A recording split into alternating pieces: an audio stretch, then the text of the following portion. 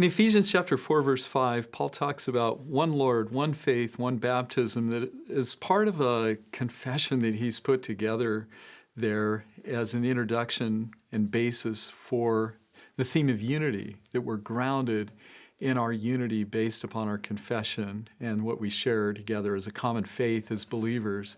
But sometimes people wonder about this expression, one baptism. What Paul is not doing here is specifying a particular form of baptism or a particular mode of baptism.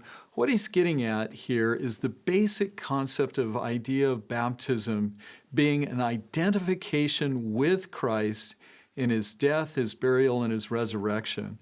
And he gets to this in Ephesians chapter 2 when he talks about being with Christ, united with Christ, being raised with him, being seated with him, being exalted with him at the right hand of God. Romans chapter 6, he does this similar sort of thing in talking about a unification with Christ. Baptism is a thing that identifies us with Christ. And in Romans 6, he talks about being identified with Christ in his death and in his resurrection.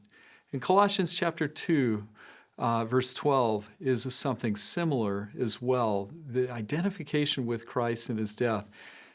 Beyond that, in terms of specifics, Paul just doesn't say much on this. But the solidarity with Christ forming the basis of our relationship with him is paramount.